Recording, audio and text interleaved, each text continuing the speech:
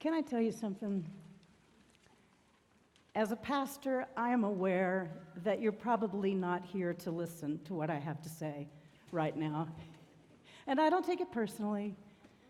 Christmas Eve is all about the carols, the candles, the familiar readings, the cozy feeling, some nostalgia perhaps. I mean, if you're someone who happens to come on Sunday mornings, I hope you get into the sermon, but Christmas Eve is just different. People come to church on Christmas Eve who don't necessarily come on Sunday mornings. And to say that is not to judge in any way. Truly, it's not. It's just an observation. And if you're among that group of folks, welcome. I'm so glad that you're here. I'm glad to see your less familiar face among the familiar ones. I'm also glad to see the familiar ones, of course. But Christmas Eve feels like the Super Bowl of the church year. You've got your smaller group of devoted fans who have been watching all season. But at the Super Bowl, there's a wider group who are interested in the game. Or if not the game, then the commercials, at least. The Sunday morning folks have been through the Advent season of preparation and waiting. But at this point, we pretty much all know what to expect. We hear the same readings every year, mostly. We sing the same songs, mostly. We know how the story turns out. And now you just have to listen to the preacher ramble on for a bit before we get to the candles and Silent Night. It's coming. And really, you may be thinking at this point, just get on with it. What's the point? How does this quaint Christmas story do anything to make us better people, to make the world more loving and just? And if that's how you're feeling right now, I'm sure you're not alone, and you're not wrong to wonder.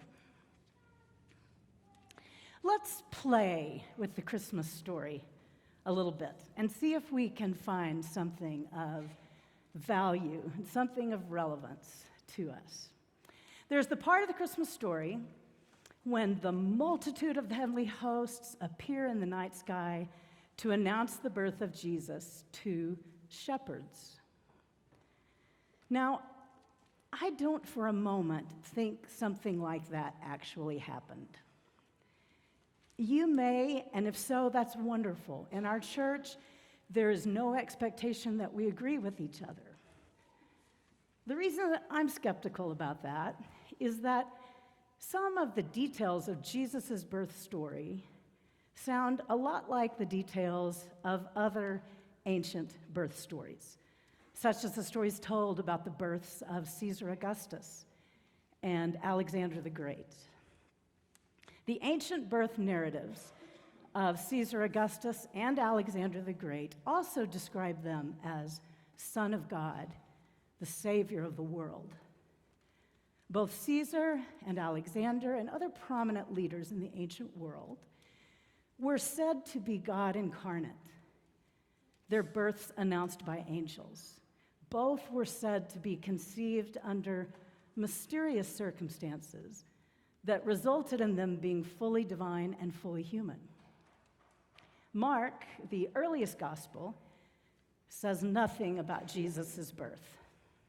And then years later, Luke and Matthew come along, and they do something very radical and subversive. They describe Jesus' birth similar to the miraculous births of the birth of Caesar Augustus. Our efforts to historicize the Christmas story have failed. The creators of these stories wrote them the way they wrote them for very particular reasons. They were concerned with the legacy of a man named Jesus who came along and changed everything for them. Jesus of Nazareth had turned their world upside down. Jesus had challenged and changed rules. He broadened the horizons of people in the first century. He moved a large sector of the population toward a way of being that began to break down tribal barriers, a way of being that called for a kind of peace that cannot be achieved at the edge of a sword, a kind of peace that cannot be stopped by violence. Jesus embodied a way of being that not only rejected violence by challenging people not to hate, but beyond that, not to even think about hating or killing their enemies. As Luke tells the story of the birth of Jesus, angels announced Jesus' birth to shepherds. The shepherds were not particularly respected in the ancient world. It was a very important job, but a menial one. Some sources say that children were shepherds. Others indicate that shepherds were a rough bunch of guys. Whoever they were, the work was hard, the hours long, the profession had been around for thousands of years, and it produced a reliable and necessary product. But being a shepherd was a very humble profession. So, these humble shepherds were out in the fields.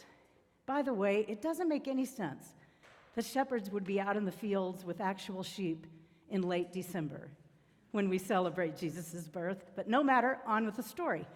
The shepherds got the news first, and they just got up and left to go see for themselves. Can you imagine Mary's reaction when they arrived? They had to be dirty and smelly, and they were total strangers. I can just imagine her seeing these shepherds peek in and yelling at them, "Who are you and why are you here?" It's probably what I would have done.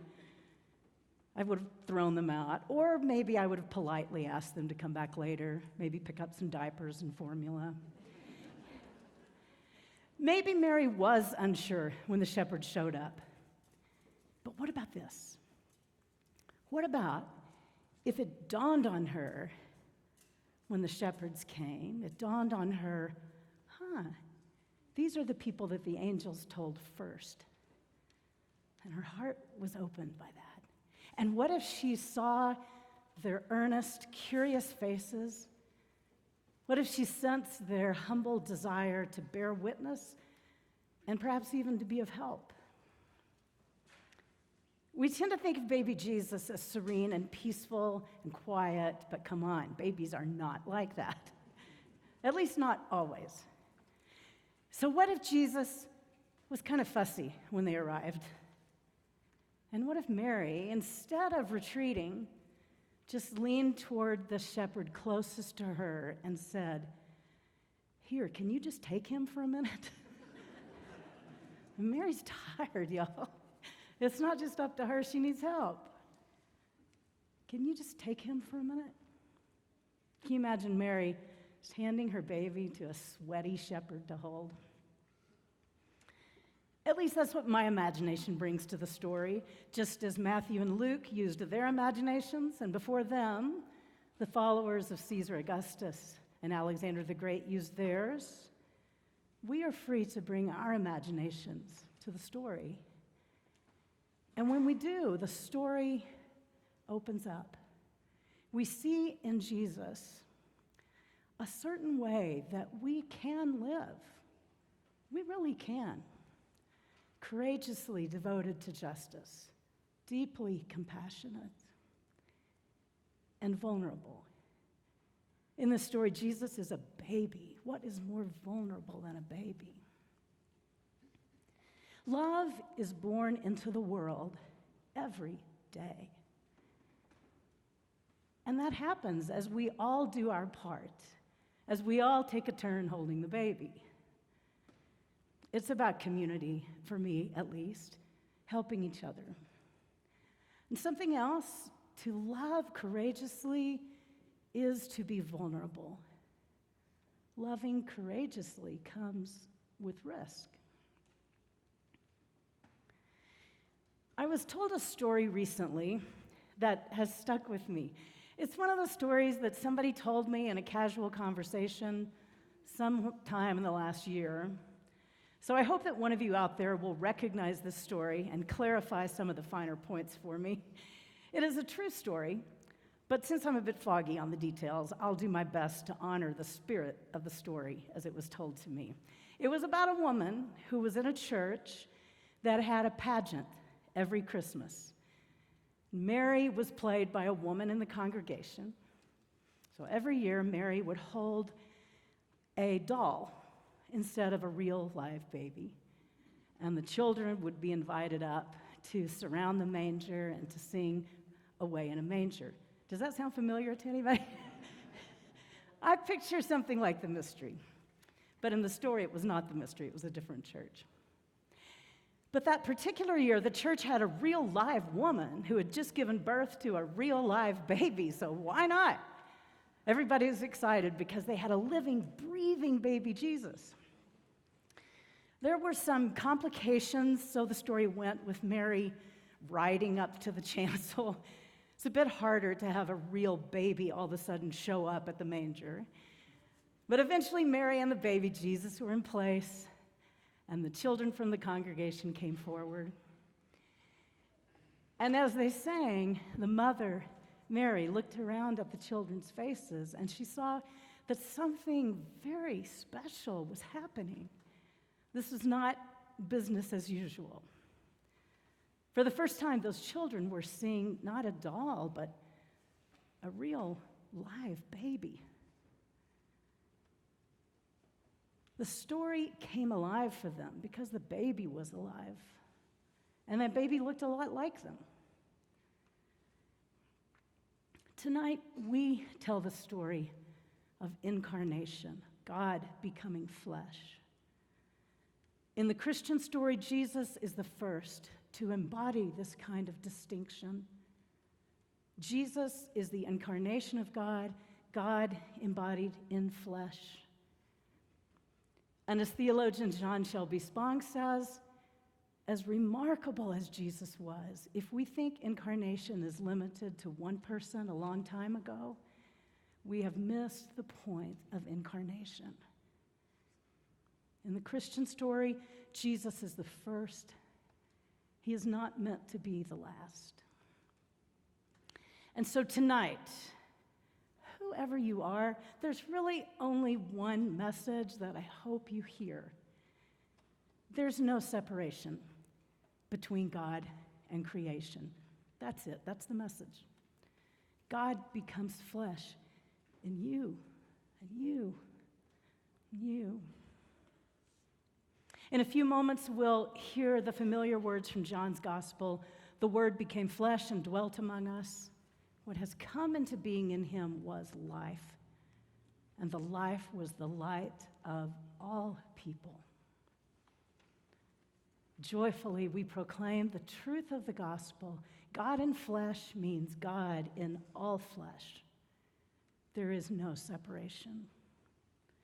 All babies are sacred, and every night is holy.